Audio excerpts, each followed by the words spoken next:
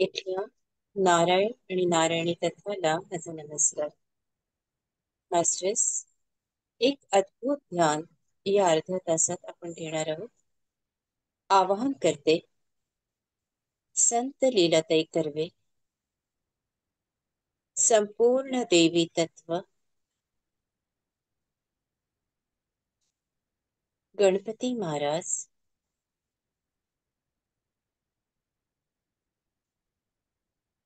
भगवान श्रीकृष्ण आणि सूर्यनारायण भगवान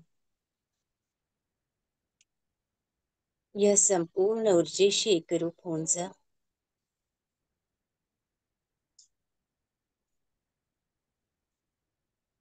या क्षणी पावलापासून आपले शरीर शिथिल होत जाते, मूलाधार चक्रापर्यंत.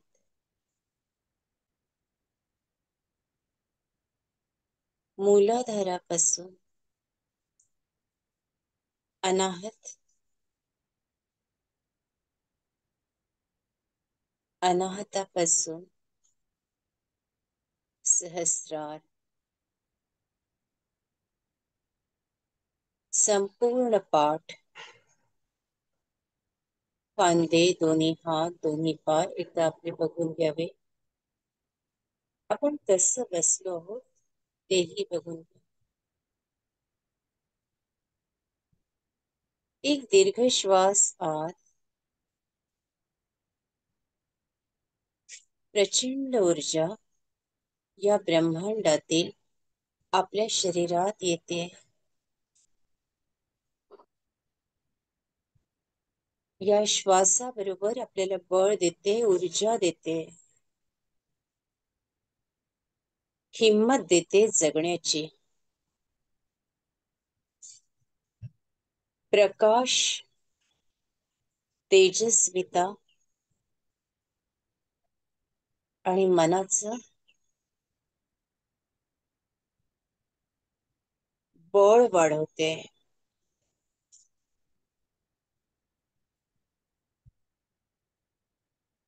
या क्षणी संपूर्ण शरीर हे प्रकाशमान झालंय.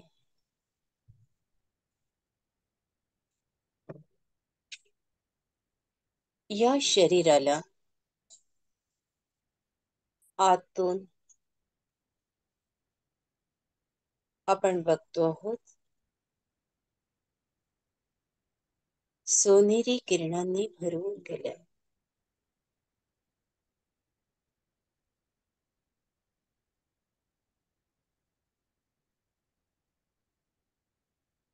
जी काही नकारात्मकता,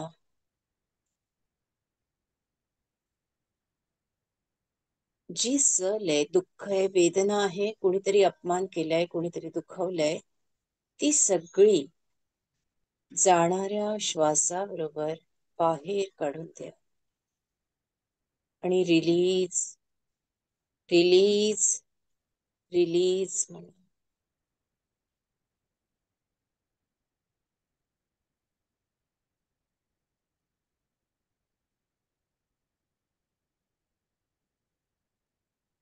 पुन्हा श्वासात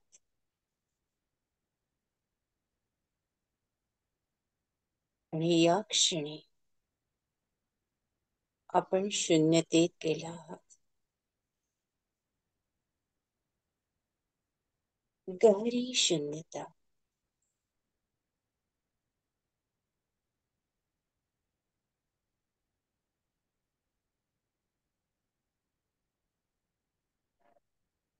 आपल्या शरीरातील प्रत्येक सेल, टिश्यू, परत सारे अवयव हे ही शून्यता अनुभवतात आहे. मास्टर, सरळ बसावं, झोपून बसू नये, कुठलाच अनुभव येणार नाही.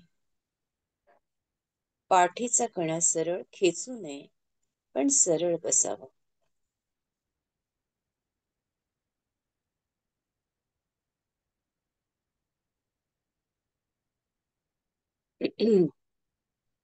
शांत आणि शून्यता अनुभवा.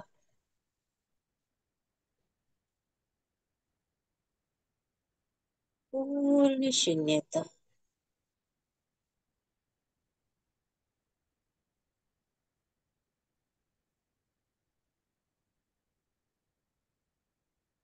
ओशो म्हणतात ना, इसी क्षण जीले बंदे, अगला क्षण तूने देखा ही कहा.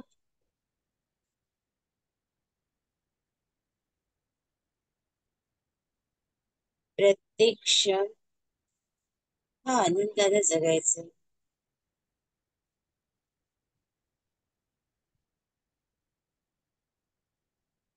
रडत गणत दुःख करत नाही. या क्षणी आपलं मन खंबीर होतंय, शांत होतंय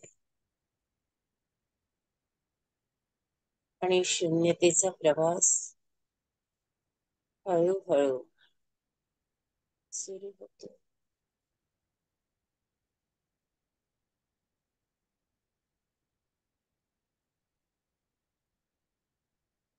चलते चलो मेरे दोस्त, धीरे धीरे, होले होले, प्यार से,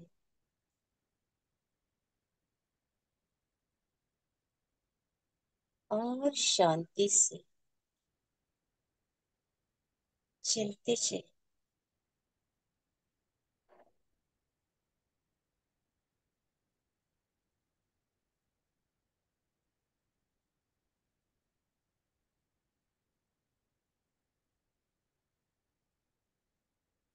रोज नया गीत, नई धुन,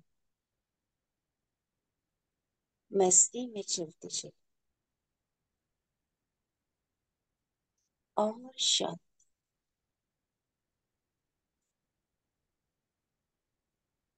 और शून्यता.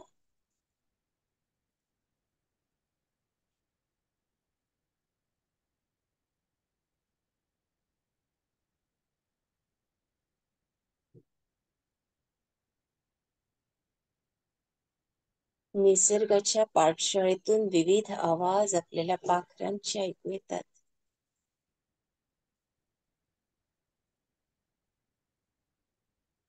त्यांच्या चोचीतून ओंकार, दश दिशांमधून ओंकार. अगदी ट्रेन जरी जाते ना, त्यातून सुद्धा ओंकार.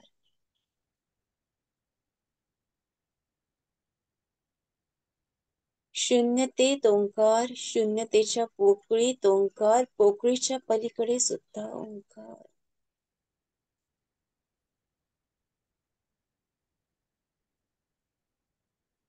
आपले शरीर एक ओंकार,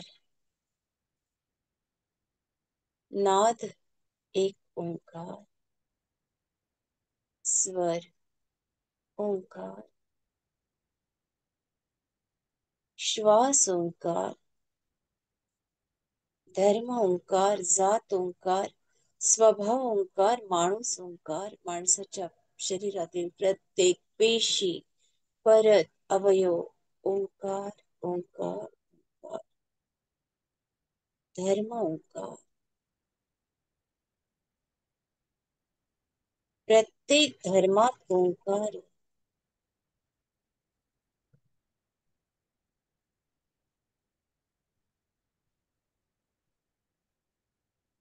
आणि धर्म आणि जातीच्या भिंती तर आपणच केल्या. ही मानवता जपूया. प्रत्येकात परमेश्वर आहे. माझ्यातला मी सगळ्यांमध्ये, कणाकणात. मग ती वस्तू निर्जीव असू दे, सजीव असू दे, ती टेबल असू दे, खुर्ची असू दे, नळ असू दे, आणखी काही साधा असू दे, त्यात मी आहे, ओंकार आहे.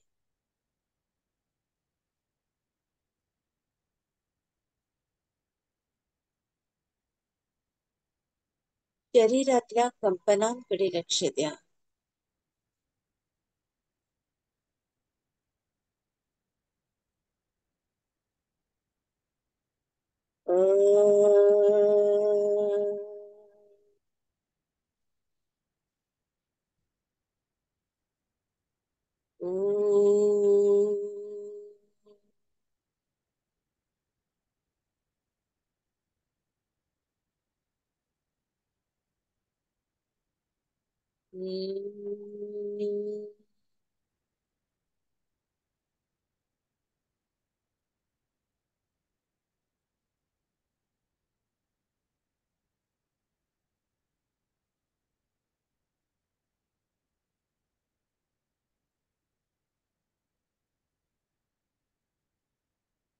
या क्षणी आपण सगळेजण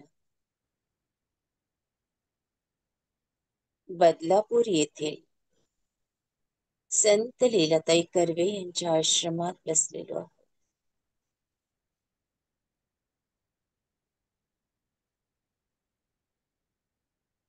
ही संपूर्ण ऊर्जा या ऊर्जेशी गुरु वा मास्टर्स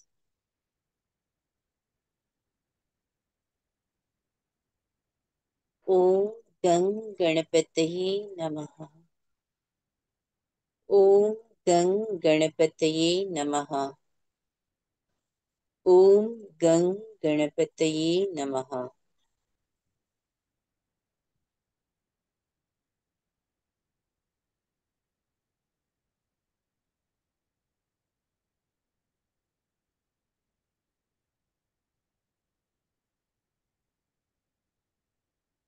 ओम जय दुर्गे. जय दुर्गे. जय जय दुर्गे. ओम जय दुर्गे. जय दुर्गे. जय जय दुर्गे. ओम जय दुर्गे. जय दुर्गे. जय जय दुर्गे.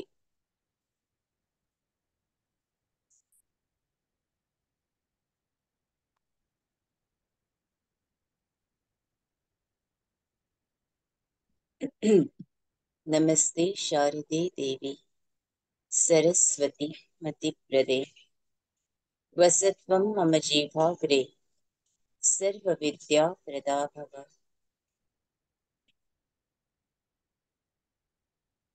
नमस्ते शारदे देवी सरस्वती मतिप्रदे वसत्वं मम जीवाग्रे सर्वविद्या प्रदा भव.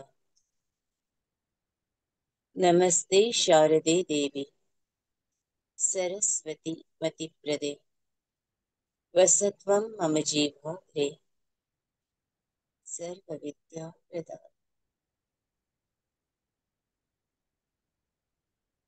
एक गहरी शून्य.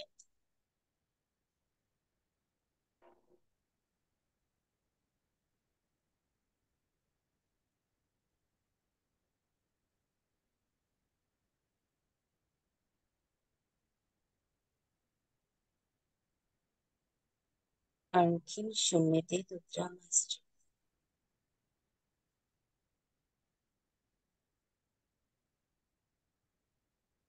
या देवी सर्वभूतेषु शक्तिरूपेण संस्थिता. नमस्तस्यै नमस्तस्यै नमस्तस्यै नमो नमः. या देवी सर्वभूतेषु शान्तिरूपेण संस्थिता. नमस्तस्यै नमस्तस्यै नमस्तस्यै नमो नमः.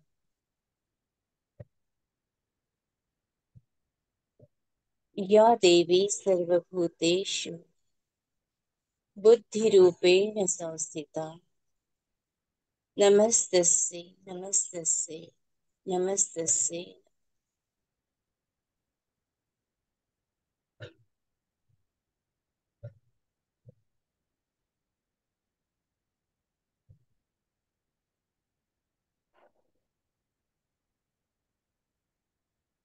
अजून गहरी शून्यता.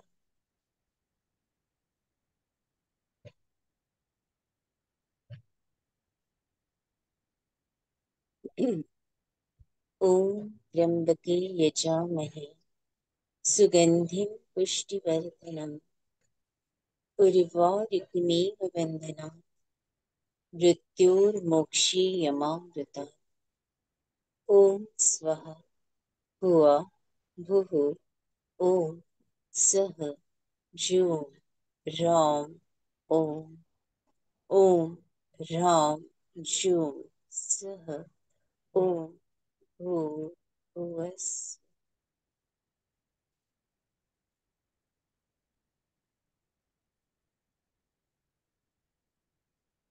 ओम नमः शिवाय. ओम नमः शिवाय. ओम नमः शिवाय.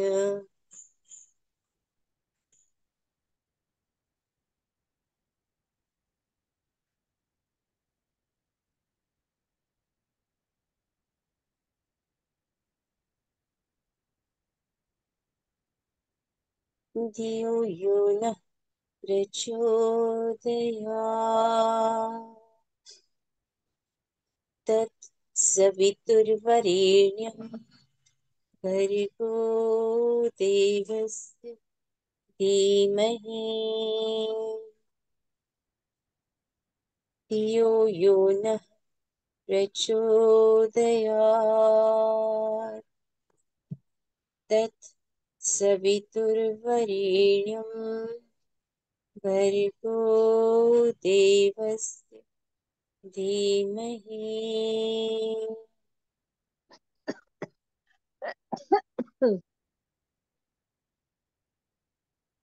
धियो यो नः प्रचोदयात् तत् सवितुर्वरेण्यं भर्गो देवस्य धीमहि.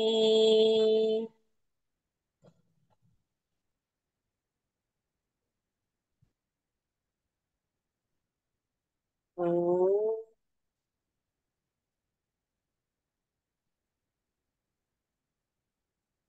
ॐ तारे तु तारे तुरे स्वाहा. ॐ तारे तु तारे तुरे स्वाहा. ॐ तारे तु तारे तुरे स्वाहा. ॐ तारे तु तारे तुरे स्वाहा. ॐ तारे तु तारे तुरे स्वाहा. ॐ तारे तु तारे तुरे स्वाहा. ॐ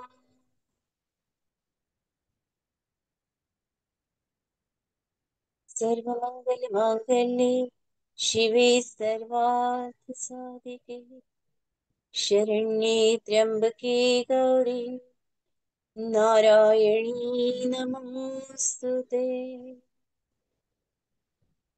ॐ ॐ ॐ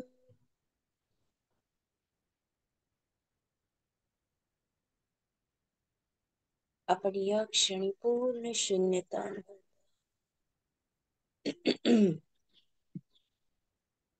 पूर्ण शून्य.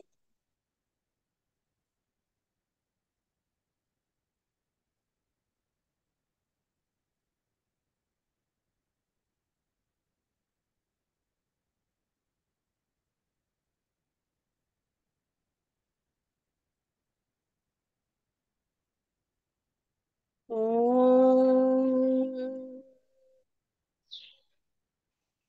ॐ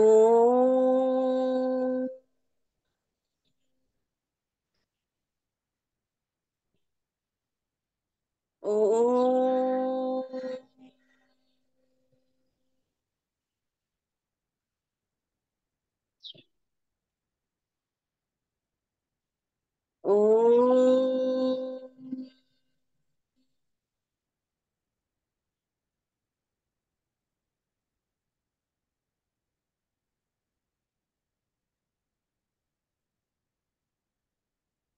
ओम.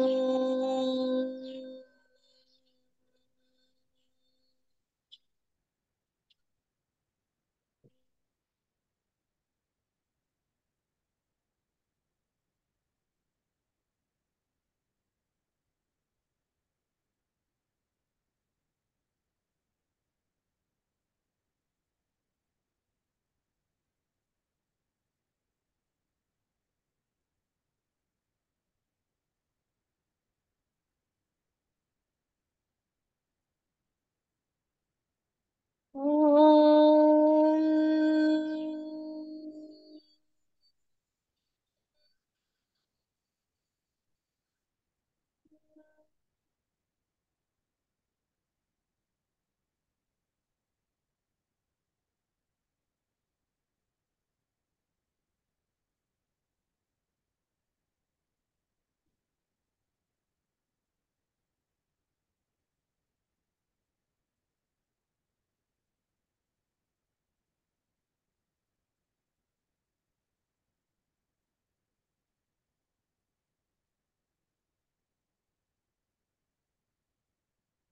ओम.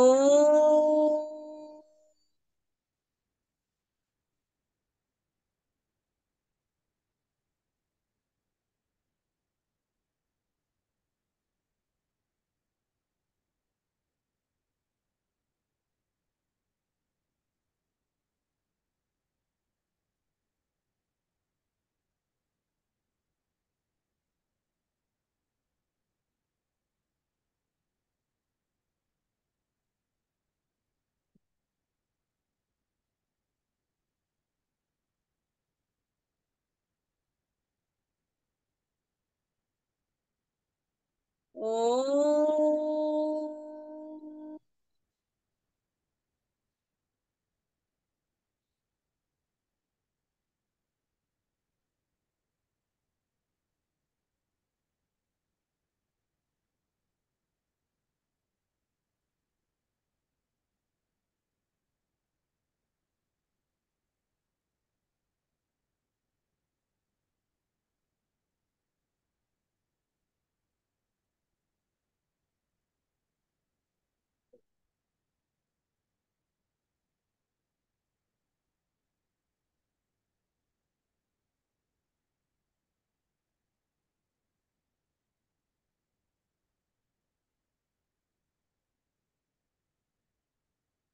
मी पूर्ण पूर्णता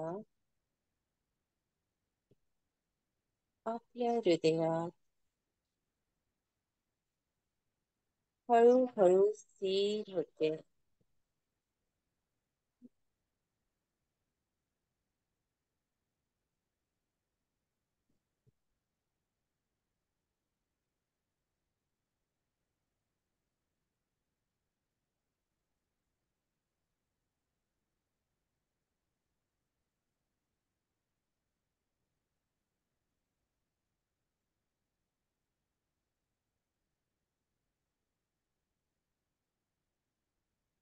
हृदयातील स्पंदनांकडे लक्ष द्यावं.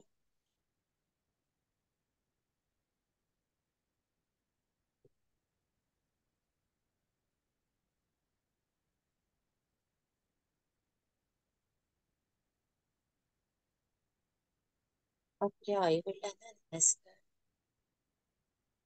गुरुजनांना नमस्कार. ज्यांना आपण आवाहन केलं होतं त्या संत लीलाताई कर्वे, संपूर्ण देवी तत्व, सूर्यनारायण भगवान, गणपती महाराज, भगवान श्री कृष्ण, महादेव, आपल्या सगळ्यांना कोटी कोटी दंडवत प्रणाम. आम्ही आपले इथेच रजा मागतो. मास्टर्स, दोन्ही हात आपल्या हृदयावर ही ऊर्जा स्थिर करावी आणि आता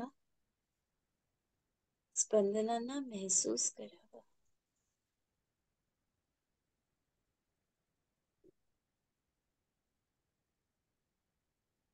दोन्ही हात डोळ्यांवर. 5 4 3 2 1 0. डोळे हळूच उघडावे.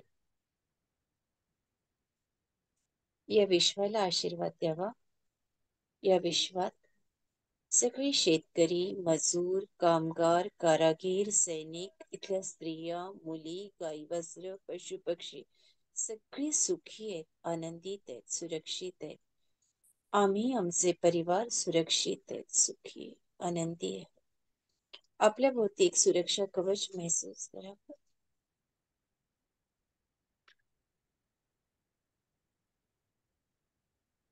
आपल्या घराभोवती, आपल्या वाहनांभोवती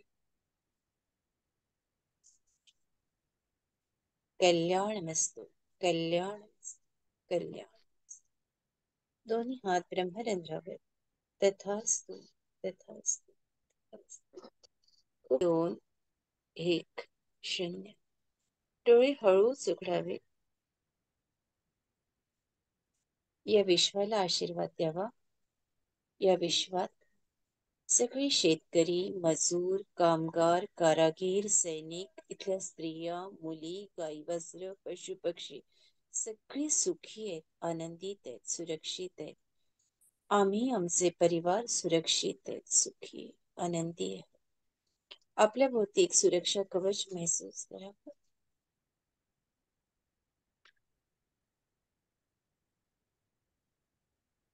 आपल्या घराभोवती, आपल्या वाहनांभोवती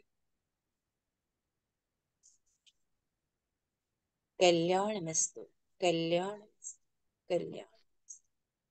दोन्ही हात ब्रह्मरंध्रावर.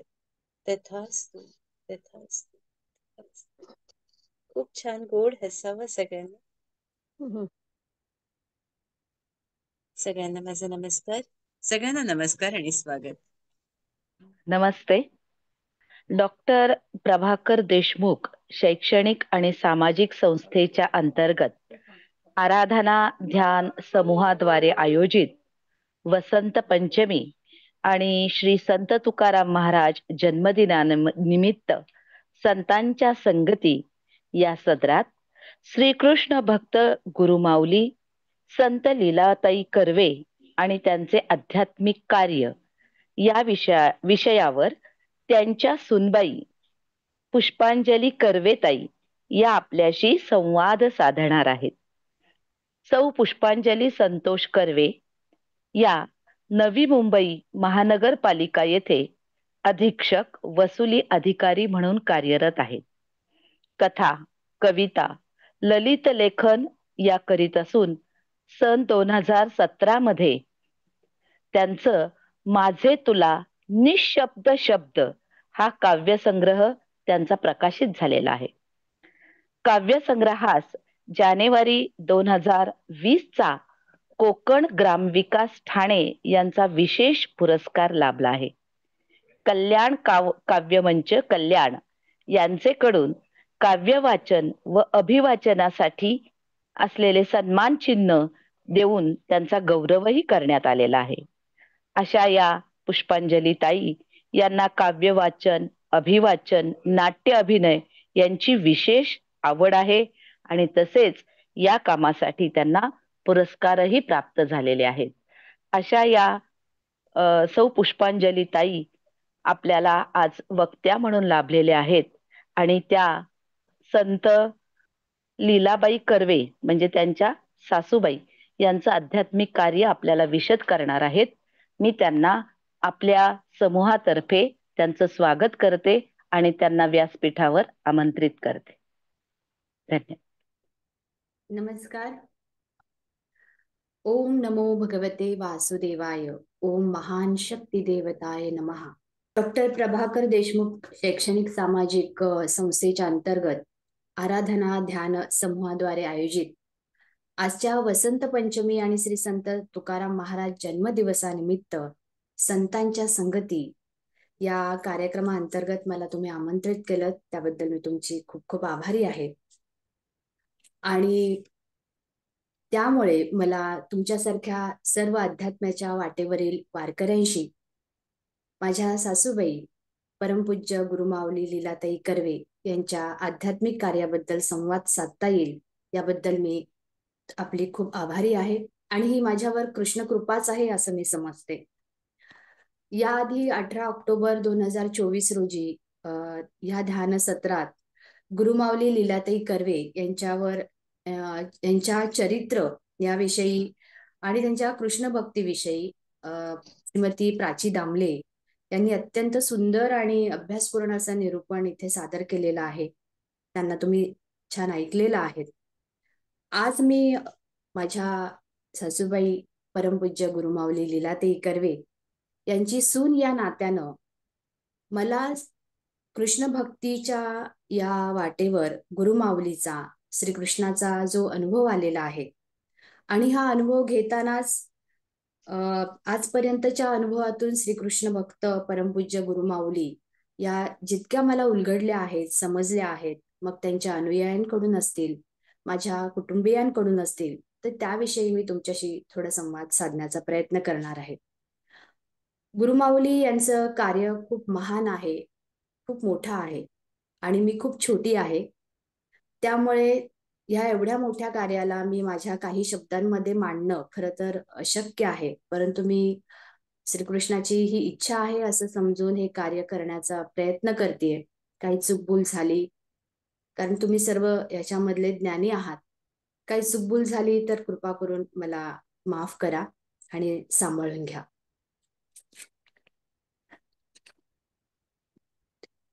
श्रीकृष्णाला मी आव्हान करते, तू बुद्धी दे, तू तेज दे, तूच नवचेतना दे आणि तूच विश्वास दे. या विश्वासावर मी आज या आपल्या अशी होत असलेल्या संवादाची सुरुवात करते.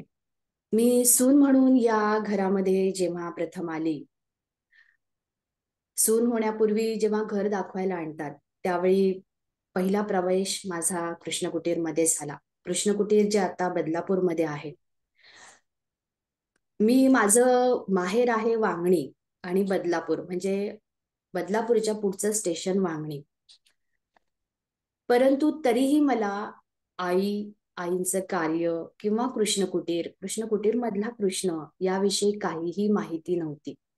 विशेष म्हणजे माझे पती संतोष कर्वे यांच्या संपर्कातील जे व्यक्ती होते, त्यांचे मित्र असतील, मैत्रिणी असतील, ते माझ्याही संपर्कात होते. परंतु माझा संपर्क कधी कृष्णाशी किंवा कृष्णकुटीरशी झाला नाही. जेव्हा मी घर बघायला जेव्हा मुलीला बोलवतात तेव्हा मी आले आणि मी घर बघितलं, घरामध्ये कृष्णाचं स्थान बघितलं, कृष्ण पाहिला. आणि त्यावेळी मात्र मला थोडंसं, कारण मला याची कल्पना नव्हती की घरामध्ये इतकं मोठं देवस्थान आहे, कृष्णाचं स्थान आहे. पण एक स्थळ म्हणूनच मी पाहत होते. पण जेव्हा गोष्टी पुढे गेल्या आणि हे निश्चित व्हायचं ठरलं, त्यावेळी या कुटुंबाचे अतिशय जवळचे असे स्नेही असं म्हणण्यापेक्षा तो कुटुंबाचाच एक अविभाज्य भाग आहे, ते म्हणजे आमचे नारकर काका रमेश नारकर आणि रश्मी नारकर. हे आम्हाला आमच्या आई वडिलांच्या स्थानी आम्ही त्यांना मानतो. 1974 पासून ते आईच्या संपर्कात आहेत, या कुटुंबाच्या संपर्कात आहेत आणि कृष्णाने आहेत. आज बघायला जावं तर कृष्णकुटीर आणि कृष्णकुटीर मधील जे आम्ही आहोत, 2 भाऊ 1 बहीण, याच्या व्यतिरिक्त नातेवाईक कुणी नाहीये. आणि श्रीकृष्ण आईंच्या कृपेनं ह्या कुटुंबाला इतके हजारो लोक जोडली गेली आहेत ती कृष्ण कृपेने. त्यापैकीच एक म्हणजे नारकर काका आणि नारकर काकी ह्या होत्या. आणि त्यांना मी जेव्हा हे सगळं बघितलं आणि मी त्यांना विचारलं की सर्व ठीक आहे, पण ह्या घरामध्ये मंदिर आहे, तर या मंदिराचं जे काही, कारण मी स्वतः नोकरी करणारी आहे, मंदिर बघणार, नोकरी करणार, घर बघणार किंवा काही, ह्या शंका त्यावेळी अर्थातच माझ्या मनात एक मुलगी म्हणून ह्या घरात प्रवेश करणारे हे प्रश्न होतेच. म्हणून मी तो प्रश्न त्यांना विचारला की ह्या घरामध्ये आल्यानंतर या मंदिराच्या बाबतीत तुमच्या काय अपेक्षा आहेत माझ्याकडून. तर त्यांनी मला उत्तर दिलं की आम्हाला तुझ्याकडून काहीही अपेक्षा नाही. या मंदिरातलं तू काही करावं, कृष्णाचं काही करावं, काहीही अपेक्षा नाही. कारण आम्ही तुला काही सांगणार नाही. तो जो कृष्ण आहे तोच तुझ्याकडून करून घेईल. त्याची जी इच्छा आहे तेच होईल. या मंदिरासाठी किंवा या मंदिरासाठी मी काय केलं, हा माझा जो प्रवास होता, या प्रश्नापासून जो माझा प्रवास होता, तो आज माझ्या लग्नाला 20 वर्ष झालेली आहेत. या 20 वर्षामध्ये तो प्रवास या माझ्या कृष्णासाठी मी काय करू आणि काय नको इथपर्यंत आलेला आहे. मला कुणी सांगण्याची गरज पडली नाही. कुणी मला समजावण्याचीही गरज पडली नाही. हा संपूर्ण कृष्णासोबतचा जो काही ऋणानुबंध आहे तो आपसूक घडत गेला. विशेष म्हणजे कृष्णाचा आणि माझा परिचय हा कृष्ण कुटीरमध्ये आल्यानंतरच झालेला आहे. याआधी माझ्या माहेरी कृष्णाचं फक्त एक मूर्ती आमच्या देव्हाऱ्यामध्ये होती. त्याचं पूजन मात्र माझ्याकडून रोज व्हायचं. आणि पण कृष्णाशी इतकं इतकं जवळचं नातं किंवा काहीच नव्हतं. ते ह्या कुटुंबामध्ये प्रवेश केल्यानंतर ते झालेलं आहे. कृष्णाने मला स्वीकारलं याचा एक अतिशय सुंदर अनुभव मला आला. तो म्हणजे लग्नाला एक 6 महिने झाले असतील. आणि द्वारकाधीश श्री कारखानीस काका आमचे आहेत, जे कृष्णामुळेच जोडले गेले आहेत. त्यांचं आपट्याला मंदिर आहे आणि त्या मंदिराच्या इथे आईंची समाधी करण्याची, त्यांची समाधीचं प्रतिष्ठापना होणार होती. त्याच्या आदल्या दिवशी आम्ही सर्व कुटुंबीय पुण्याला होतो आणि आचार्य काकींकडे आम्ही होतो आणि त्यांच्याकडे वस्तीला होतो. आणि त्या दिवशी दुसऱ्या दिवशी प्रतिष्ठापना होती आणि त्याच्या आदल्या दिवशी ज्या दिवशी प्रतिष्ठापना होती त्याच दिवशीच्या सकाळी पहाटे मला स्वप्न पडलं. लग्नाला मला वाटतं 6 महिनेच झाले होते. आणि त्या स्वप्नामध्ये मला काय दिसलं, की मला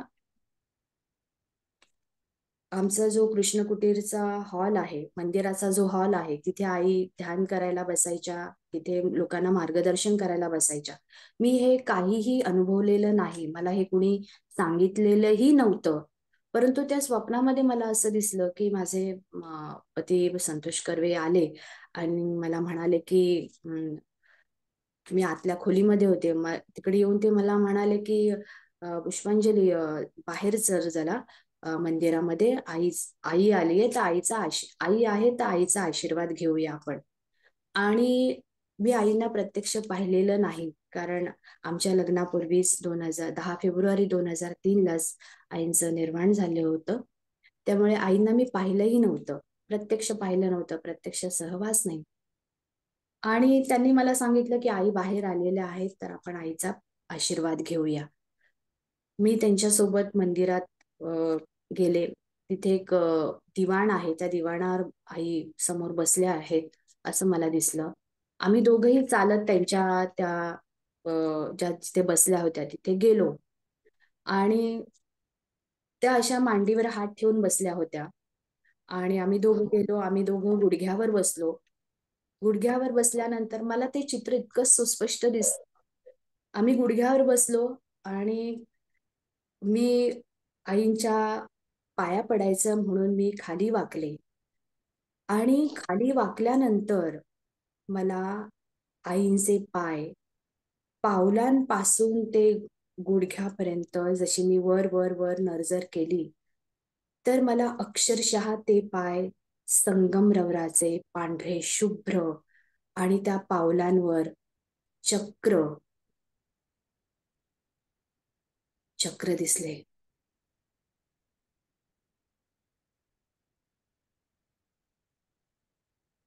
आणि मला कृष्णाच्या पावलांचं दर्शन घडलं.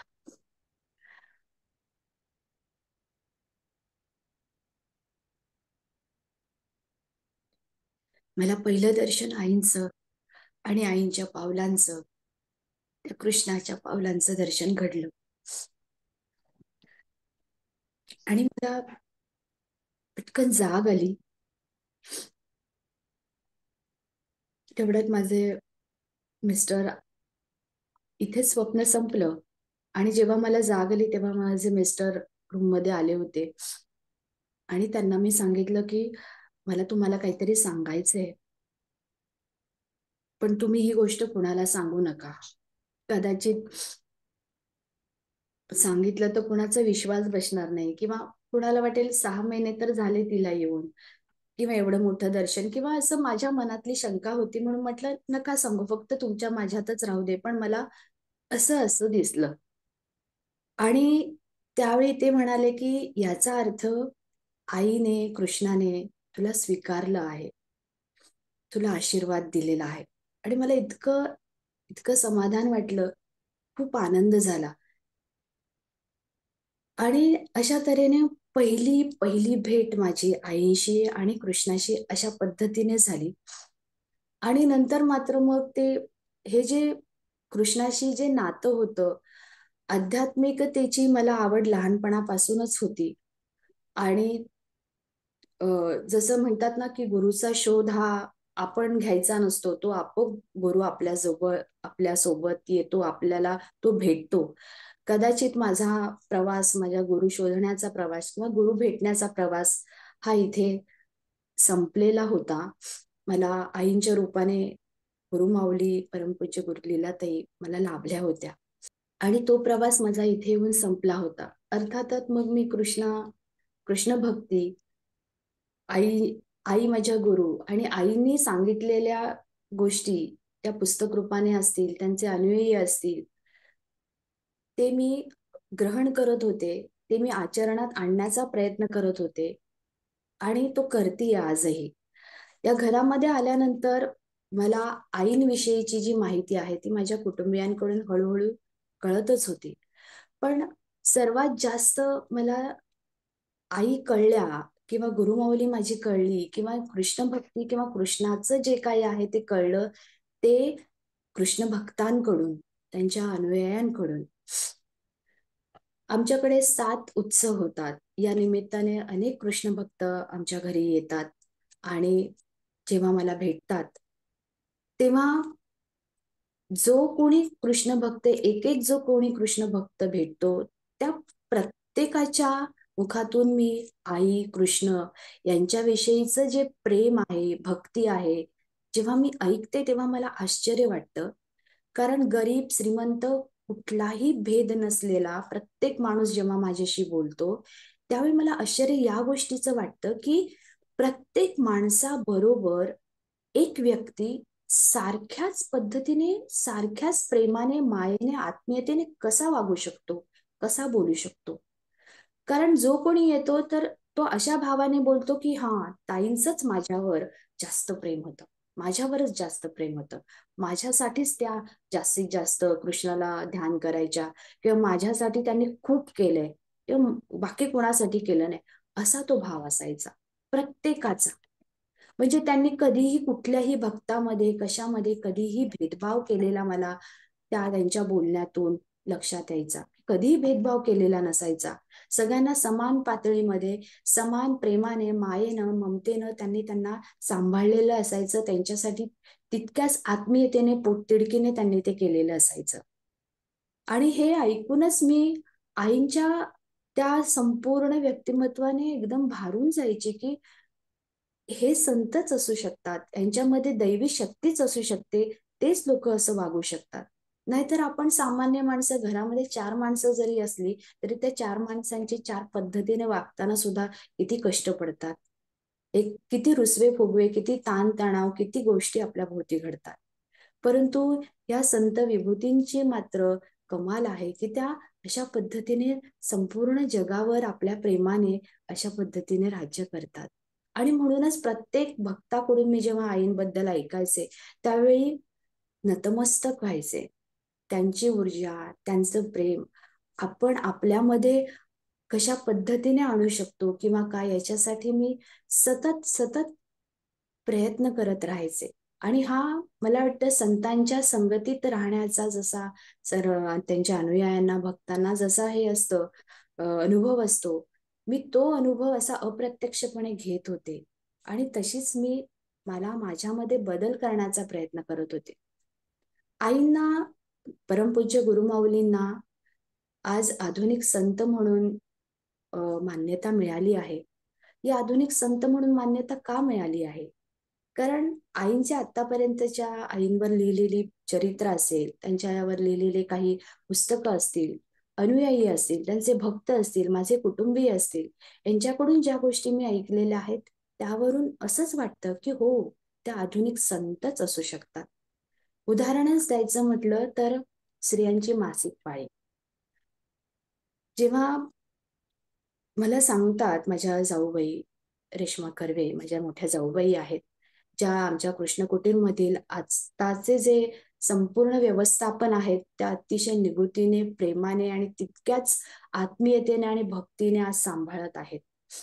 त्या रेश्मा कर्वे, त्यांनी मला सांगितलं, की कृष्णाकडे मासिक पाळी ह्या गोष्टी यांना स्थान नाहीये. त्या म्हणायच्या, की "तू मनाने शुद्ध आहेस ना, बास. एवढंच कृष्णाला हवंय. तू अंघोळ करून बसायला पाहिजे. तू मासिक पाळीमध्ये आहेस तर तू नको इथे, तर तू तशा अवस्थेतही जे कृष्णाकडे आलीस, तरीही कृष्ण तुला तितक्याच प्रेमाने जवळ घेईल." हे सांगणं कुणाचं आहे? हे आधुनिक संतच सांगू शकतात. आणि त्याच्यानंतर तर म्हणून मला जास्त माझ्या गुरुमाऊलीबद्दल आत्मीयता वाटायला लागली, की त्यांनी कुठल्याही प्रकारचं कर्मकांड, थोतांड या गोष्टींना कधीही स्थान दिलेलं नव्हतं. आणि त्यांनी जे उपास-तापास आहेत, व्रतवैकल्य आहेत, त्यांना सुद्धा त्यांनी महत्त्व दिलेलं नाही. ओटी भरतो. आपण जेव्हा ओटी भरतो, त्यावेळी त्यांनी सांगितलं, "एक फळ फक्त ओटी म्हणून तुम्ही जरी मला अर्पण केलंत किंवा ज्याला तुम्ही ओटी भरता त्याला जरी तुम्ही अर्पण केलंत, तरी ती ओटीच आहे. त्याच्यासाठी साग्र संगीत सगळं 5 फळं वगैरे जे काही गोष्टी आहेत, त्या संपूर्ण पाहिजेतच असं नाही. एक फळ जरी तुम्ही अर्पण केलंत, तरी ती ओटी आहे." अशा या संत माऊलीचे जे विचार होते, ते आजच्या काळाशी, आजच्या काळाबरोबर चालणारे होते आणि म्हणूनच त्या प्रत्येक भक्ताला आपल्या जवळच्या, आपल्यातल्याच एक वाटत होत्या. आणि अशा पद्धतीने मी अ, माझ्या आईंना, माझ्या गुरुमाऊलीला समजून घेतलं किंवा समजण्याचा प्रयत्न केला. अजूनही तो प्रवास तसाच सुरू आहे. आज मी येथे आणि अशा पद्धतीने मी माझ्या कृष्णाशी, माझ्या आईंशी जास्तीत जास्त जवळ आले. अजून एक मला इथे अनुभव माझा असा सांगावासा वाटतो. माझा आणि अजून एक कृष्ण भक्त ज्या मला भेटल्या होत्या, त्यांचा एक अनुभव मी तुम्हाला माझ्या आधी सांगते. ताई आत्या आम्ही म्हणतो, जाधवताई म्हणतो आम्ही त्यांना. कुणीही भक्त आले, की त्यांच्याशी मला बोलायला ह्यासाठी आवडतं, की त्यांच्याकडून मला अनेक कृष्णाचे अनुभव, कृष्णाचे आलेले अनुभव, आईंच्या प्रेमाचं जे काही अनुभव होते, ते ऐकायला खूप आवडतं. त्यातलाच हा एक अनुभव आहे. त्यांनी मला ताई आत्यांनी मला सांगितलं, की अ, त्यांना 2 मुली आणि त्यांच्या मोठ्या मुलीचं लग्न अ, ठरणार होतं. ठरणार होतं आणि मुलगा त्यांच्या मुलीला पाहायला येणार होता. त्यांची परिस्थिती अ, गरीब अशी परिस्थिती होती आणि मुलाकडचे बघायला येणार तर त्यांच्याकडे अ, चांगले कप नव्हते चहा द्यायला त्यांना. सगळी तयारी झाली. चहा द्यायला काही कप नाहीत. तर त्या म्हणाल्या, की जेव्हा काहीही कमी असतं, जेव्हा मदतीची गरज असते, जेव्हा आम्हाला काही काही ग एखाद्या गोष्टीची गरज असते, तेव्हा आम्ही अगदी काय म्हणता विश्वासाने कुठे जाणार? तर कृष्ण कुटीरमध्ये. तशीच मी धावत-धावत कृष्ण कुटीरमध्ये आली आणि आईंकडे ते कप मागायचे होते मला. मी आली, पण ते मागायचे कसे? म्हणून म्हणजे एकदम कसं सांगायचं, की असं-असं मला हवंय वगैरे. त्या आल्या कृष्ण कुटीरमध्ये. आईंशी थोडं काही बोलल्या. कृष्णासमोर नमस्कार वगैरे केला. आईंशी थोडं बोलल्या. आई म्हणाल्या, "थांब हां, मी आलेच." असं म्हणून आई आत गेल्या. आत गेल्या आणि एक बॉक्स घेऊन आल्या आणि तो बॉक्स त्यांच्या हातात देत म्हणाल्या, "अगं, हे बघ कृष्ण मला म्हणतोय, की तुला काहीतरी द्यायचं आहे आणि हा घे बॉक्स." तर "काय आहे ताई याच्यात?" "अगं, बघ तरी काय आहे ते." आणि बघितलं तर त्याच्यात नवे कोरे चहाचे कप होते. आईंना सांगण्याची आवश्यकता नाही पडली. त्यांच्या भक्ताला ज्याची गरज होती तो भक्त आला, त्याची निकड त्यांना त्यांच्या अंतर्मनातून कळली आणि त्यांनी ती निकड त्याची पुरवली. असे अनेक अनुभव मी आजपर्यंत ऐकलेले आहेत. पण स्वतः मी घेतलेला अनुभव असा, की मी तेव्हा ट्रेननी प्रवास करायचे आणि जेव्हा मी संध्याकाळी घरी यायचे, त्यावेळी जिन्याजवळच गजरेवाल्या बायका बसायच्या. त्यांच्याकडून मी रोज कृष्णासाठी लागणारे फुलं, त्याच्यानंतर गजऱ्यांचे ते हार अशा पद्धतीने मी घ्यायचे. रोजचा हा माझा नियम होता. आणि अ, त्या दिवशी सुद्धा मी अ, सवयीप्रमाणे आले, त्यांच्याकडून गजरे वगैरे घेतले आणि दुसऱ्या दिवशी आमच्याकडे काहीतरी हळदी-कुंकू होतं आणि मी ठरवलं होतं की साडी नेसणार, छान केस बांधणार आणि त्याच्यावर गजरा माळणार. मी ते गजरे वगैरे घेतले आणि बघितलं तर माझ्याकडे पैसे वगैरे मी तिला दिले आणि माझ्या लक्षात आलं, अरे, आणि मी मनात म्हटलं, अरे, आपल्याला उद्या गजरा हवाय. आणि मी गजरा घ्यायला म्हणून पैसे बघायला गेले तर माझ्याकडे फक्त रिक्षेपुरते सुट्टे पैसे होते. बाकी 500-1000च्या नोटा असल्यामुळे रिक्षावाले काही सुट्टे पैसे देणार नाहीत. या भीतीने मी म्हटलं, जाऊ द्या, आता काय गजरा घेऊ शकत नाही आपण, हे पैसे आता आपल्याला रिक्षेवाल्याला द्यावे लागणार. असं मी सगळं मनात विचार करते आणि मी त्या चेचीला काय केलं, की बाबा घे, तुझे पैसे घे, माझे गजरे वगैरे घेतले, ते सगळे घेतले, पिशवीत टाकले, बॅग घेतली आणि वळली.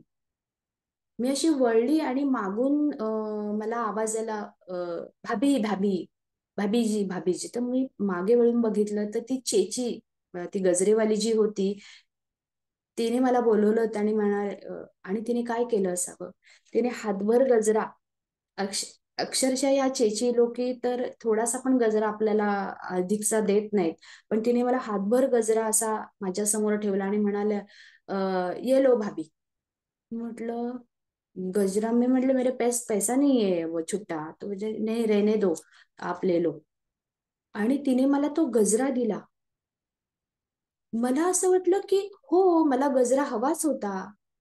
पण मी तो तिच्याकडे मागितला नव्हता. मी तर मनात विचार केला ना, की मला उद्या गजरा हवाय. मला उद्या गजरा माळायचाय, पण माझ्याकडे पैसे नाहीयेत. तर मी कसा तिच्याकडे गजरा मागू किंवा घेऊ? पण कृष्णाने ते ऐकलं होतं. कृष्णाला ते कळलं होतं आणि त्याने ते कळून तो गजरा मला दिला होता. मला इतका आनंद झाला. म्हणजे आपल्या मनामध्ये एखादी इच्छा व्हावी, आपल्या मनाला आपल्याला एखादी गोष्ट हवी असावी आणि आपल्याला ते न मिळावी असं कधी घडतच नाही. कृष्ण आपल्या भक्ताची इतकी काळजी घेतो, की तो अलगद हातावर तो आपल्या उंजळीमध्ये त्याला अगदी कवेत घेऊन असतो. तू फक्त म्हण, मी तुला ही वस्तू तुझ्या समोर हजर करणार.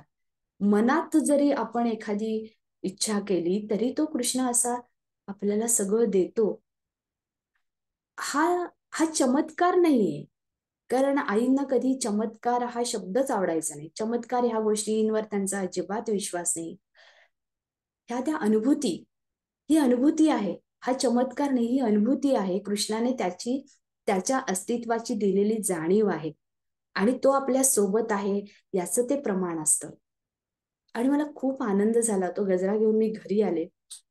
आणि अशा पद्धतीचे हे सगळे अनुभव आजपर्यंत मी छोट्या-छोट्या गोष्टी, का गजरा ही गोष्ट खूप साधी वाटेल, परंतु त्याच्यामधूनही हा विश्वास दृढ होतो, की कृष्ण आहे. माझा कृष्ण माझ्यासोबत आहे. मला जे हवं आहे, तो ते देणार.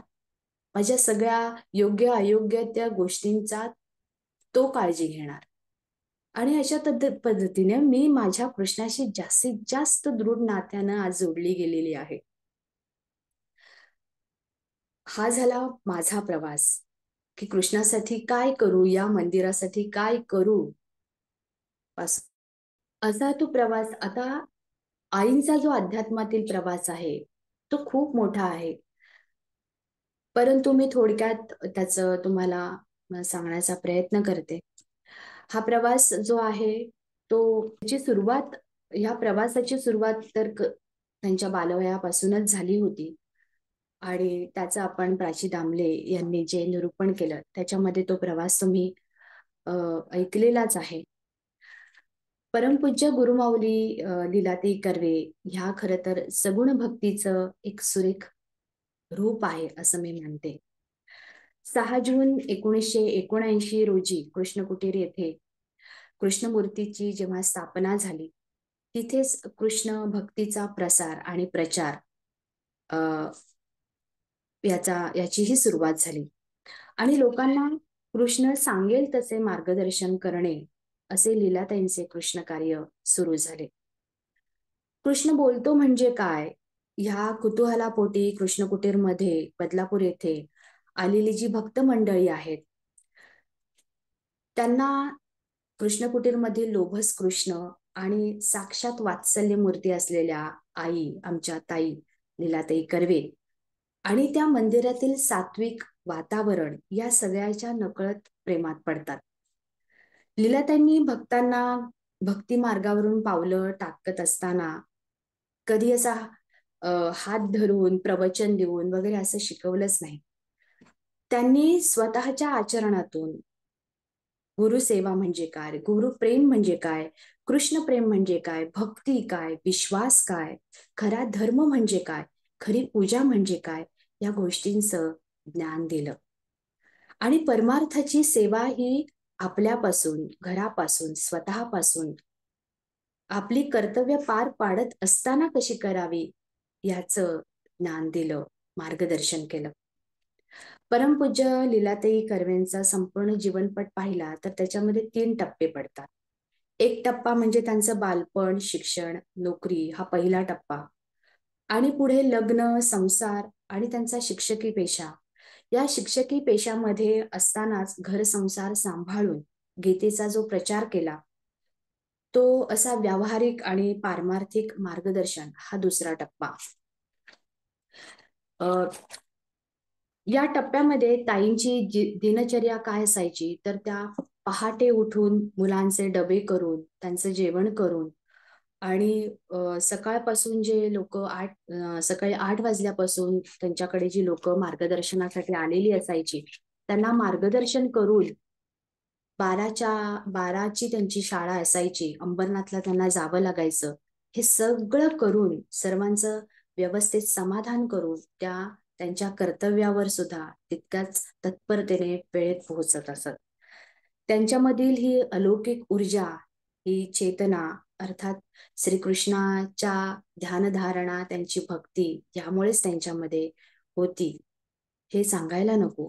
ही संत विभूतीची ह्या संत विभूतीची त्यांच्या कृष्णाने त्यांच्या कार्यासाठीच निवड केली होती आणि त्या पद्धतीने त्या कार्य करत होत्या. गीतेचा प्रचार करताना त्या गीतेतला उपदेश आणि व्यवहार यांची अतिशय उत्तम अशी सांगड घालून त्या सांगत असत आणि हे सांगत असताना त्यांच्यामध्ये कृष्ण भाव येत असे. मी काळाप्रमाणे बदलतो या श्रीकृष्णाच्या विधानाचा त्या उच्चार करत आणि आणि श्रीकृष्ण भावात जाऊन जेव्हा गीतेतल्या उदाहरणार्थ गीतेतल्या पत्रम पुष्पम फलम तोयम या श्लोकाचा अर्थ सांगतात, त्या असं सांगतात की काय देता हे मी पाहत नाही, तुम्ही कसं देता, कोणत्या भावनेनं देता हे मी पाहतो, तुमची श्रद्धा, भक्ती, प्रेम मी पाहतो. तुम्ही वस्तू माझ्या हातात अर्पण करण्यापूर्वीच ते देण्यामागची भावना माझ्यापर्यंत आधी पोचते. देणाऱ्या भक्तीची जात, धर्मही मी पाहत नाही. खरे म्हणजे मानवता धर्म जागवण्याची आज जगाला जास्त गरज आहे आणि माणूस म्हणून वागा, सर्व व्यवहार माणुसकीने करा, कारण मानवता धर्म हाच श्रेष्ठ धर्म आहे. त्याचाच प्रचार प्रसार तुम्ही करा आणि तोच व्हायला पाहिजे. ती आजच्या काळाची गरज आहे. अजून एक कर्मण्ये वाधिकार असते, मा फलेषु कदाचन, याविषयी ताईंमधील कृष्णभाव सांगतो. कर्मणे वाधिकार असते. या माझ्या वचनाचा चुकीचा अर्थ लावला जात आहे. अहो, फळाच्या आशेशिवाय कोण कर्म करेल? मला सुद्धा तुमच्या प्रेमाची, भक्तीची, श्रद्धेची अपेक्षा आहेच की. मग मी तुम्हाला कर्म करा पण फळ मागू नका असे कसे सांगेन? मी सांगतो की फळासाठीच कर्म करा, पण अमुकच फळ मिळालं पाहिजे असा हट्ट धरू नका. अपेक्षा करा पण आशा धरू नका. चांगले वाईट कोणतेही कर्म केले तरी त्याप्रमाणे फळ मिळणारच आहे. पण ते केव्हा व काय द्यायचे ते माझ्यावर सोपवा. कारण मला तुमचे पुढचे आणि मागचे पान वाचता येते.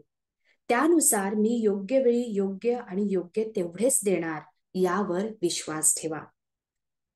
कृष्ण बोलतो म्हणजे लीलाताई कृष्ण भावात जाऊन बोलतात. अनेक जण आपल्या व्यावहारिक, प्रापंचिक, आध्यात्मिक अडचणींवर उपाय विचारताना आपल्या असंख्य शंकांचं निरसन त्यांच्याकडून करून घेत असत. असंच एकदा एका साधना करणाऱ्या बाईंनी ताईंना प्रश्न विचारला की ताई, कितीही जप त्या ध्यान केलं तरी मनातले द्वैत मात्र संपत नाही. चराचरात रामकृष्ण दिसावेत अशी माझी इच्छा आहे. त्यासाठी मी काय करू? त्यावेळी कृष्ण सांगतो, तुम्ही तुमच्या गुरूंनी दिलेले नाम घेता, त्याचा जप करता, त्यांनी दिलेली साधना करता, त्याने तुमच्यामधील ओंकाराची जागृती होईल. पण त्या गुरुमंत्राबरोबर आत्ताच्या काळाला आवश्यक असा मंत्र ओम नमो भगवते वासुदेवाय ह्याचाही जप करा. म्हणजे तुमच्यातला ओंकार त्वरित जागृत व्हायला मदत होईल. ओंकार जागृत झाला की मग तुम्हाला सर्वत्र रामकृष्ण दिसायला लागतील.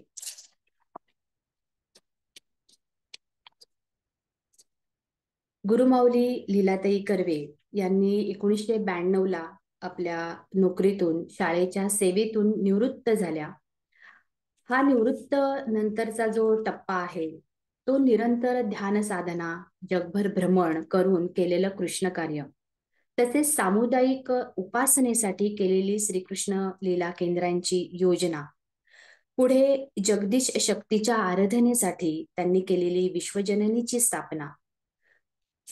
निवृत्तीनंतर ताईंना कृष्णाची आज्ञा झाली, ताई, मस्कतला मला एक केंद्र स्थापन करायचं आहे. ताई तेव्हा दुबई, शारजा, मस्कत, दोहा येथे ध्यानासाठी आपल्या कृष्ण भक्तांच्या आग्रहास्तव गेल्या होत्या. जेव्हा कृष्णाने त्यांना असं सांगितलं की मस्कतला मला श्रीकृष्ण केंद्र स्थापन करायचं आहे, ताईंना काही कळेना. कसले केंद्र कृष्णा असं त्यांनी विचारलं. अगं, आता सामुदायिक उपासना व्हायला पाहिजे. आत्ताच्या काळात त्याची अत्यंत गरज आहे. सामुदायिक मंत्र जपाने ज्या नादलहरी वातावरणात उत्पन्न होतात त्यातून सकारात्मक शक्तींची अनेक पटीने वाढ होते. सामुदायिक नामस्मरण होण्यासाठी मला कृष्ण केंद्र काढायचे आहे आणि कृष्ण केंद्र व्हावी ही श्रीकृष्णाची इच्छा आहे. त्याप्रमाणे 12 सप्टेंबर 1992 रोजी मस्कतचे पहिले श्रीकृष्ण लीला केंद्र स्थापन झाले. सुमारे 400-500 लोकांच्या साक्षीने भव्य समारंभ झाला आणि ही स्थापना झाली. त्यानंतर लगेचच 18 ऑगस्ट 1993 अमेरिकेमधील दुसऱ्या श्रीकृष्ण केंद्राची स्थापना झाली. आजच्या दिनांकाला देशविदेशातील एकूण श्रीकृष्ण लीला केंद्रांची संख्या आहे 508. या 508 केंद्रांमधून आज सामुदायिक प्रार्थना ओम नमो भगवते वासुदेवाय आणि ओम महान शक्ती देवताय नमः या मंत्राचा सामुदायिकरित्या जप केला जातो. श्रीकृष्ण लीला केंद्रात तिथे प्रार्थना केली जाते. म्हणजे नेमकं काय केलं जातं तर इथे फक्त अर्धा तास मला तुम्ही द्या, मी तुमचा संपूर्ण योगक्षेम तुमचा मी सांभाळतो असं कृष्णाने त्यांना भक्तांना सांगितलेलं आहे. या श्रीकृष्ण लीला केंद्रामध्ये अर्धा तास प्रार्थना होते. याच्यामध्ये 15 मिनिट ओम नमो भगवते वासुदेवाय या मंत्राचा जप होतो. 5 मिनिटे ओम महान शक्ती देवताय नमः याचा 5 मिनिटं जप होतो. त्याच्यानंतर 5 मिनिटं काहीतरी अध्यात्माविषयीचं वाचन, प्रवचन, कोणाचा अनुभव, कृष्ण अनुभव सांगितला जातो आणि पुढचे 5 मिनिटं श्रीकृष्ण नामाचा जप क्षमस्व श्रीकृष्ण नामाचा गजर केला जातो. आणि हा अर्धा तासच तिथे श्रीकृष्ण लीला केंद्रात सर्व भक्तांनी जमायचं आहे. त्याच्यानंतर 1 मिनिटही नाही. या श्रीकृष्ण लीला केंद्रामध्ये कुणीही वर्गणी काढून प्रसादही आणायचा नाहीये. फक्त खडीसाखरेचा जरी तुम्ही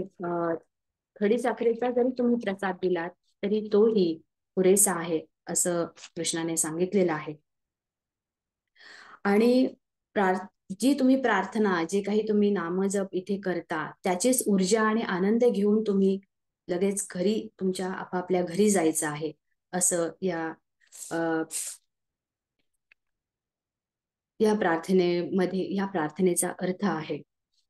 पुढे 1993 मध्ये माझ्या कार्याच्या दृष्टीने फार महत्वाचं आहे, असं जेव्हा ताई म्हणाल्या, तेव्हा त्याचा अर्थ होता की त्यांनी त्यांच्या भक्तांसाठी आता ध्यान करण्याची वेळ आलेली आहे आणि शिवशक्तीची आराधना सुद्धा व्हायला पाहिजे. म्हणूनच 25 फेब्रुवारी 1993 ते 11 मार्च 1993 त्यांनी रामेश्वर, कन्याकुमारी, त्रिवेंद्र, मद्रास, पाँडिचेरी, पद्मनाभ मंदिर इथे आपल्या काही भक्तांसमवेत यात्रा सुरू केली.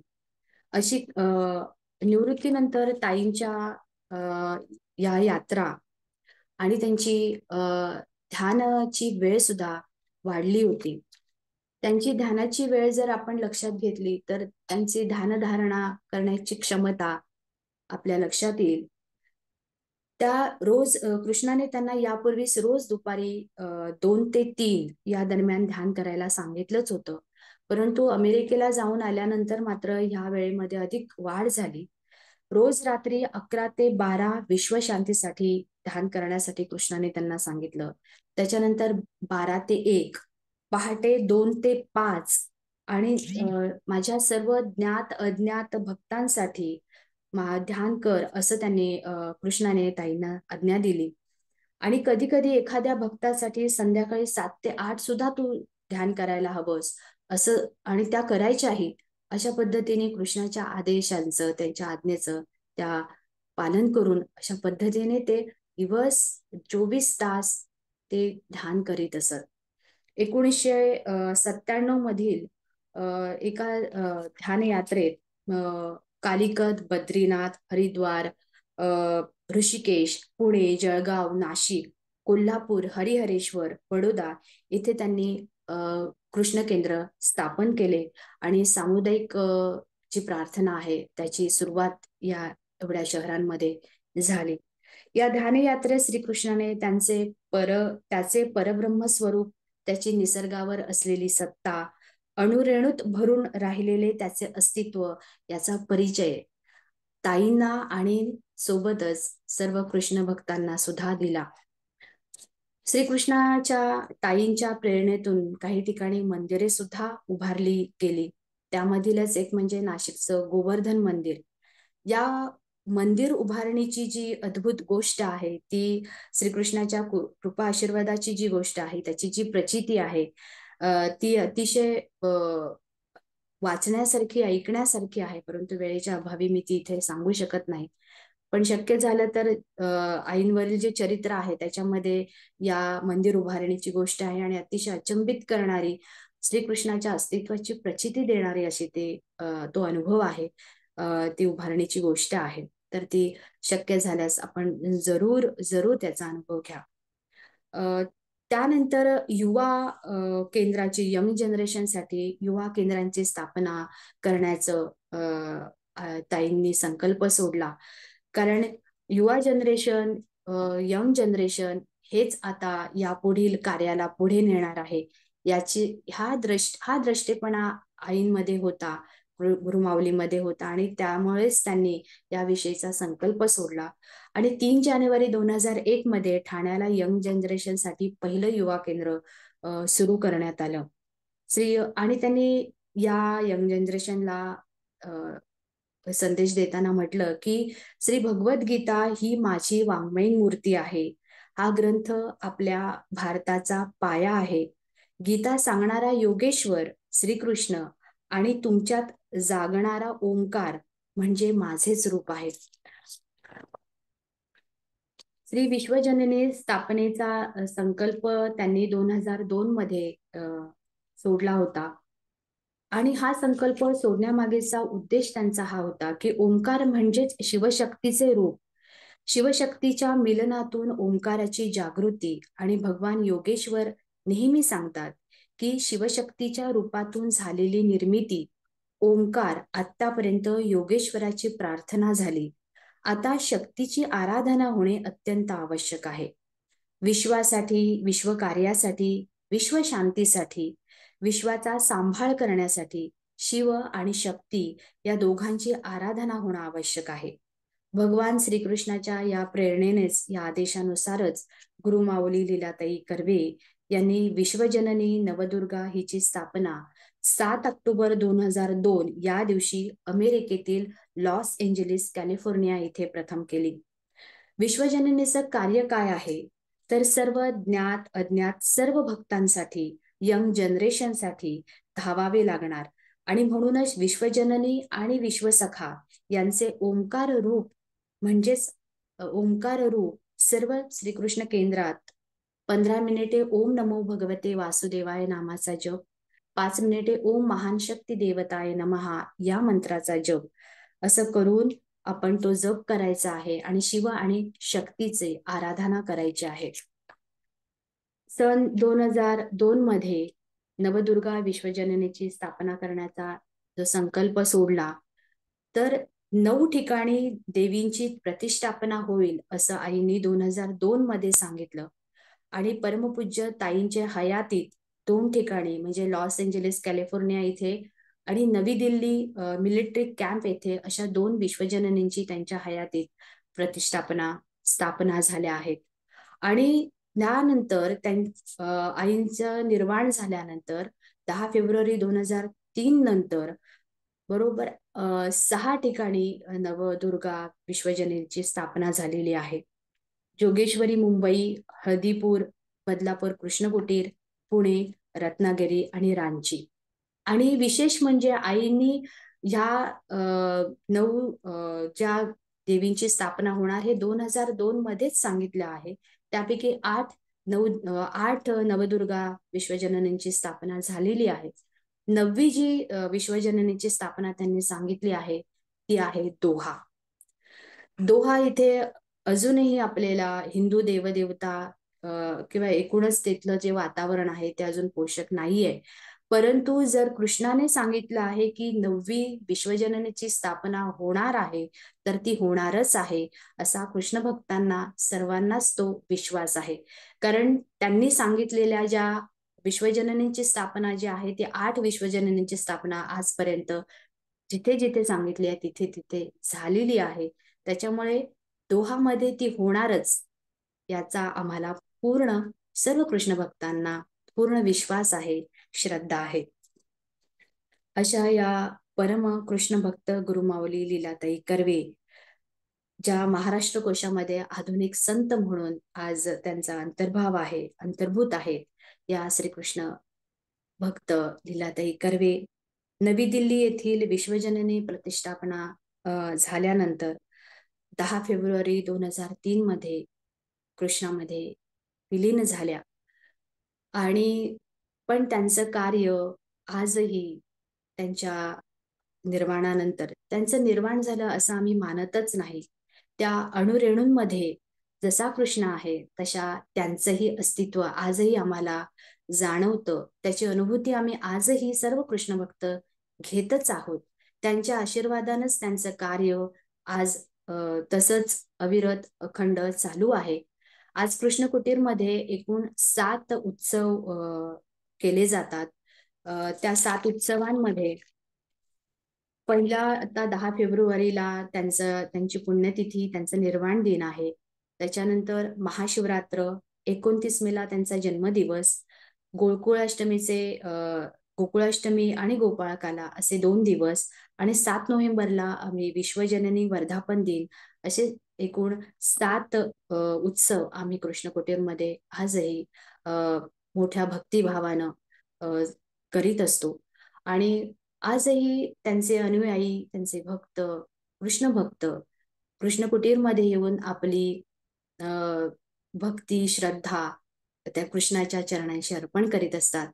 आणि विशेष म्हणजे कृष्णाला ज्याला जे द्यायचं आहे तो तर देतोच, पण ज्याला आपल्या आपल्या भोवती आपल्या जवळ बोलवायचा आहे त्याला तर तो बोलवतोच आणि त्याच्यापर्यंत तो भक्त पोहोचतोच. कृष्ण सांगतो की मला तुम्ही फूल, पैसे काहीही व्हायचे नाहीत. कृष्ण कुटीर मधला हा नियम आहे. इथे फुलं, प्रसाद, पैसे काहीही स्वीकारलं जात नाही. हा नियम कृष्णाने, आईंनी आम्हाला घालून दिलेला आहे. त्यामुळे कृष्ण कुटीरमध्ये दानपेटी नाही. कुठल्याही प्रकारचं तिथे फूल, हार स्वीकारले जात नाहीत. प्रसाद स्वीकारला जात नाही.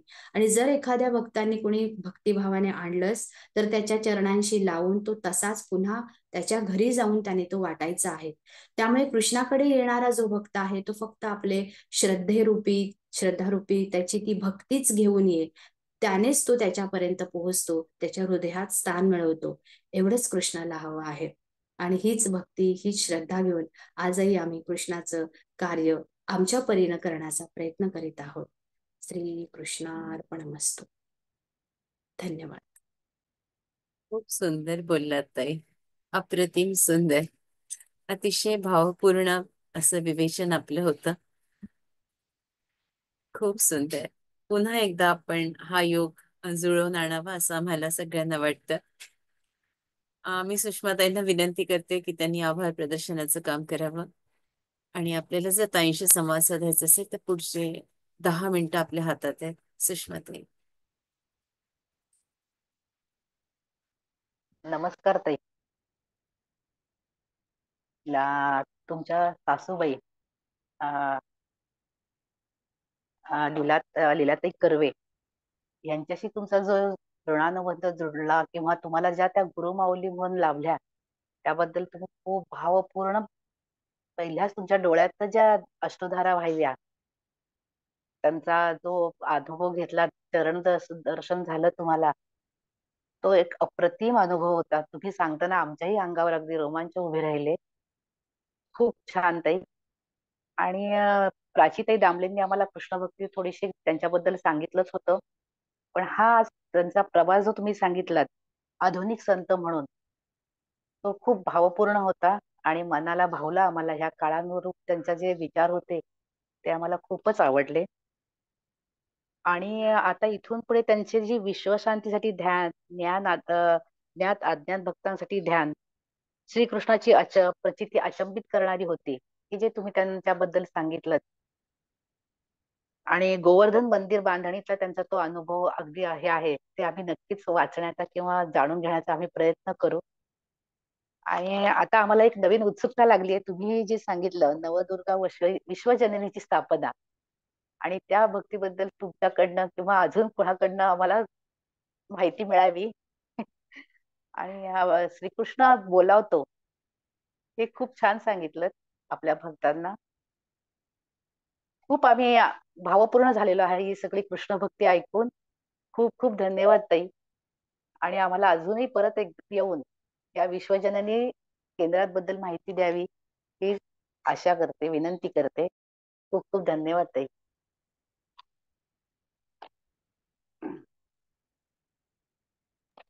आणि धन्यवाद सुषमाताई. नक्कीच पुष्पांजली ताई असा प्रयत्न पुन्हा एकदा करतील आणि ताईंच्या बद्दल विस्तृत त्यांच्या कार्याबद्दल आपल्याला आणखीन माहिती मिळेल अशी मी त्यांना विनंती करते. ज्यांना कोणाला ताईंशी संवाद साधायचा असेल त्यांनी कृपया करून आपला हात वर करावा या आभासी दुनियेमध्ये, म्हणजे त्यांच्याशी संवाद साधता येईल. कृपया हँडरेसची जी बटन आहे ती आपण दाबावी म्हणजे आपल्याला बोलता येईल. नमस्कार करते पुष्पांजली ताई. फार छान सांगितलं तुम्ही. वात्सल्य मूर्ती परमपूज्य गुरुमाऊली लीलावती ताई यांचा कसा प्रवास जीवनपट आम्हाला उलगडून सांगितला. आणि गुरु भेटण्याचा जो प्रसंग आहे त्यांनी सगळेच आम्ही भारावून गेलो. कृष्ण भक्तीविषयीची अपार प्रेम आणि ममतेने आणि प्रेमाने कसे सांभाळले भक्तांना. आणि खरोखर हे दैवी शक्ती असणारे लोकच असं वागू शकतात, सामान्य माणसाचं काम नाही. तिथे कर्मकांडाला स्थानच नव्हतं, कुठलाही अवडंबर नाही. आणि कृष्ण भक्ताची कशी काळजी घेतो हे पण विस्तृतपणे सांगितलं. आणि या वात्सल्य मूर्तीने स्वतःच्या आचरणामधूनच कशी शिकवण दिली, कर्तव्य पार पाडून कसं आध्यात्मिक ज्ञान, कसं प्रेम, कशी हे अलौकिक ऊर्जा आहे ती त्यांना कशी मिळाली ध्यानधारणेतून आपण फार सुंदरपणे आम्हाला सांगितलं, ते आमच्यापर्यंत पोहोचलं. यावे, पुन्हा यावे. धन्यवाद, धन्यवाद ताई. कोटी कोटी प्रणाम. नमस्कार ताई. खूप सुंदर प्रकारे तुम्ही त्यांचा जीवन प्रवास आणि सर्व केंद्रांची स्थापना याविषयीची माहिती दिलीत. मला एक असं वाटतं, की तुम्ही म्हणाल तुम्हाला 6 महिन्यानंतर तुम्हाला म्हणजे स्वप्न दृष्टांत झाला थोडक्यात. तर तो तेव्हा तुम्हाला कृपा झाली आहे किंवा आपल्याला त्यांनी स्वीकारले असं वाटलं. पण मला असं वाटतं, की तुम्हाला या कुटुंबाशी विवाहाने जोडलं, ते आधीच तुमचं सगळं हे होतीच तुमची ती पुण्यकर्म तुमची होती म्हणून या इतक्या कुटुंबाशी जोडल्या गेलात आणि कृष्ण भक्तीशी जोडल्या गेलात. कारण त्याचीच इच्छा होती, की तुम्ही या कुटुंबाशी जोडलं जावं. कारण त्याचं काम तुम्ही नक्कीच पुढे नेणार हा तुमच्यावरचा जो काही विश्वास होता, तो कृष्णाने तुम्हाला त्या दिवशी व्यक्त केला असावा. तुम्हाला स्वप्न दृष्टांतातनं सांगितला ताईंनी पण, लीलाताईंनी पण. कारण त्यांना त्याच्यामुळे मला असं वाटतं, की हे आमच्यापर्यंत तुमच्यामुळं पोहोचलं गेलं सगळं त्यांचं काम. खूप खूप धन्यवाद ताई. खूप खूप धन्यवाद. आपण इतका आमच्यासाठी वेळ दिलात. खूप धन्यवाद. इतकं सुंदर वर्णन आपण केलं की हं, शब्द शब्दात कसं वर्णन करावं. खूपच छान वाटलं आणि अगदी अंगावर रोमांच उभे राहत होते. तुमचे ते स्वप्नातल्या वगैरे म्हणजे प्रत्यक्ष दर्शन तुमच्या आईने दिलं त्याबद्दलचं खूपच छान. कोटी कोटी प्रणाम. खूप सुंदर तुम्ही विवेचन केलं आईंबद्दल आणि अगदी ह्या आताच्या सध्याच्या धकाधकीच्या जीवनामध्ये अतिशय प्रॅक्टिकल फक्त अर्धा तास उपासना मला खूपच आवडलं हे. म्हणजे आपण अर्धा तास वेळ कसंही काढू शकतो ना. असं तर आपला मोबाईल बघणं आणि इतर चॅटिंग मध्ये पुष्कळ वेळ जातो, त्याच्यापेक्षा अर्धा तास वेळ अगदी सहज काढू शकतो. तर ह्या आजच्या धकाधकीच्या जीवनात ते अतिशय मला खूपच छान वाटलं. म्हणजे आपण करू शकतो असं. आणि मागच्या वेळेला ज्या आईंच्या बद्दल सांगितलं, त्यांची नोकरी, घर, संसार एवढं सांभाळून त्यांनी कसं म्हणजे संसारात राहून आध्यात्मिक उन्नती साधली. तर तेव्हापासूनच लीलाताई कर्वेंच्या कुटीरमध्ये भेट द्यावी असं वाटतंय. पण आज तुम्ही एकदा परत त्याला हे केलं, पॉलिशिंग केलं आणि आता लवकरात लवकर जाऊन भेट दिली पाहिजे असं वाटतंय. मी ठाण्याला राहते आणि बदलापूर काही आम्हाला फारसं लांब नाहीये.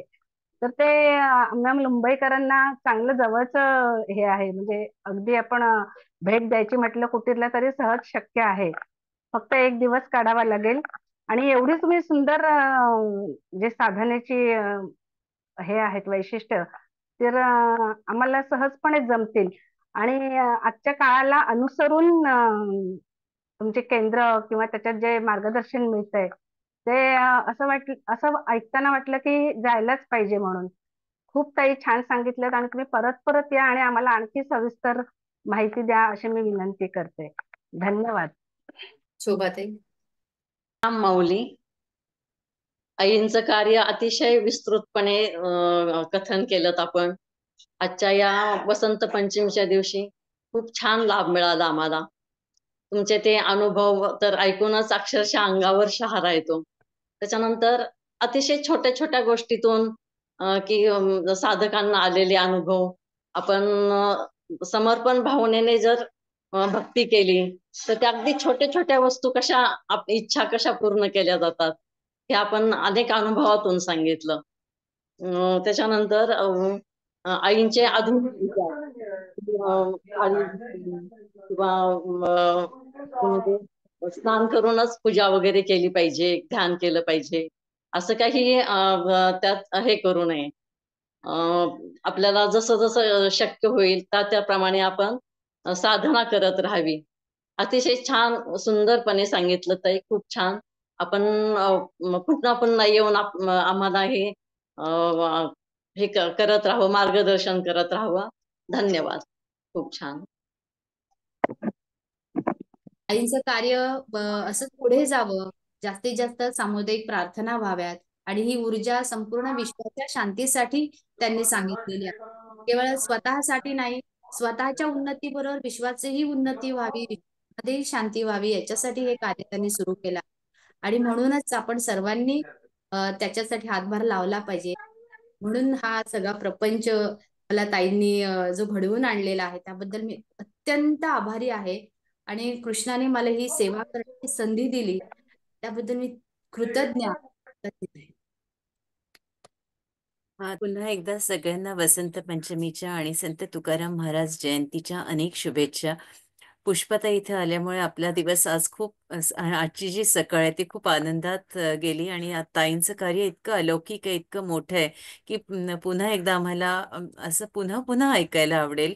पुष्पाताई, तर ही व्यवस्था आपण जरूर पुन्हा करा अशी आपल्याला विनंती. आणि एक जो मुद्दा आहे, बोलता बोलता कोणाच्या तरी मुखातून आलं की आपला हा योग होता, तर संत लीलाताई कर्वे यांनी आधीच सांगून टाकलं होतं की माझी लहान सून कुठे असेल, कशी असेल, दिसायला कशी असेल, हे पुष्पाताईंच्या आणि माझ्या बोलण्यात हा मुद्दा आला होता.